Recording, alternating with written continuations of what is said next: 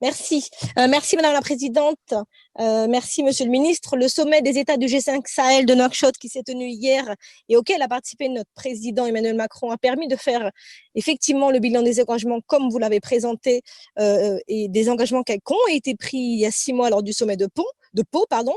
Ce sommet de janvier avait effectivement pour objectif de recentrer et de renforcer l'action militaire conjointe entre la France et les pays du G5 Sahel, tout en plaidant pour un renforcement de la présence internationale à leur côté. Il avait permis de redéfinir le cadre opérationnel et stratégique de l'action au Sahel, illustré par les 4 piliers suivants. Donc, recentrage de l'action militaire au niveau des 3 frontières, renforcement des capacités militaires des États sahéliens, appui au retour des États et leur administration sur les territoires, et enfin, renforcement de l'aide au développement.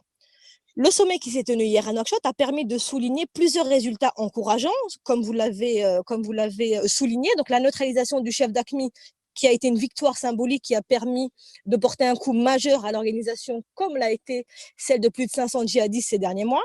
Le renforcement des capacités militaires en place avec un engagement accru des Européens sur le terrain, qui sera d'autant plus forte après le déploiement de la force Takuba cet été. Un redéploiement progressif des administrations et le retour de certains déplacés dans leur localité d'origine, qui est un signe encourageant et démontre une amélioration des opérations de sécurisation. Je tiens d'ailleurs à souligner que la tenue de ce sommet en ces temps troublés, où la pandémie du Covid-19 est loin d'être derrière nous, est un signe fort de résilience des pays du G5 Sahel, est un signe de résoudre à la fois les problèmes sécuritaires, humains et sanitaires dans la région. Ainsi, Monsieur le Ministre, ma question porte sur 3 sujets. D'abord, savoir comment la France et ses partenaires du G5 Sahel comptent impliquer davantage les pays européens à leur côté. Le déploiement de premiers soldats de la force Takuba serait prévu dès cet été. Je conclus. Donc, avez-vous des précisions sur ce sujet crucial?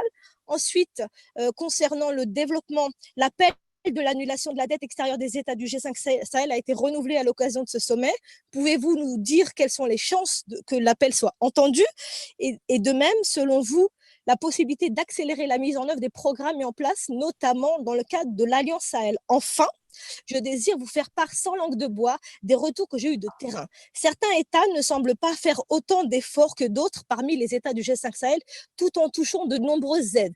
L'absence d'État dans certaines régions… Attendez, je finis très rapidement. Le Mali et le Burkina Faso est catastrophique parce qu'il y a une absence d'État. À l'inverse, comme la Mauritanie qui a consacré une part énorme de son budget militaire pour surveiller ses frontières, et on a vu que depuis 10 ans, ils n'ont plus aucun attentat. En fait, ils ressentent que les bons élèves sont punis. Et du coup, quel avis avez-vous là-dessus? Et est-ce que vous l'avez abordé de manière franche lors des échanges? Et est-ce que vous avez aussi abordé le massacre ethnique comme celui des Peuls au Mali? Merci, Monsieur le Ministre. Pour Madame Lacrafi, les Européens sont très engagés sur le Sahel.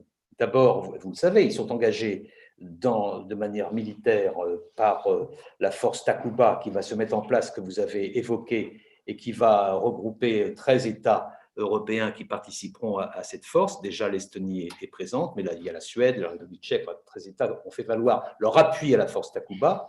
Je vous rappelle qu'il y a aussi des Européens dans Barkhane, des Britanniques et des Estoniens. Je vous rappelle qu'il y a des Européens dans les actions de formation, que l'on appelle l'UTM Mali, mais aussi dans ce qu'on appelle UCAP Sahel pour la formation des forces de sécurité intérieure, et que les Européens sont présents aussi dans la force de la MINUSMA, dont le mandat vient d'être reconduit a été reconduit hier ou avant-hier par les Nations Unies, et enfin que les Européens sont très présents dans le programme de l'Alliance Sahel, où nous nous attachons particulièrement à faire en sorte qu'il y ait une coordination au plus près du terrain de tous ceux qui interviennent pour le développement dans le cadre de l'Alliance Sahel, et non pas un système parallèle de différents organismes qui interviendraient de manière séparée. Le rôle de l'Alliance Sahel, c'est la coordination et la synergie entre les acteurs, et de préférence au plus près du terrain. Vous avez souligné qu'il y avait certains États qui étaient plus fragiles que d'autres. Oui, je partage ce sentiment.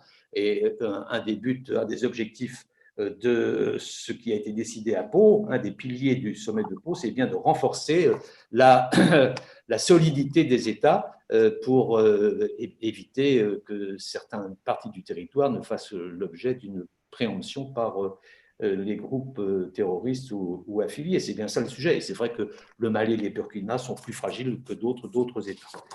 Mais sur le reste, vous avez repris vous-même dans votre propos l'essentiel de ce que j'avais dit, et donc nous ne pouvons être qu'en phase.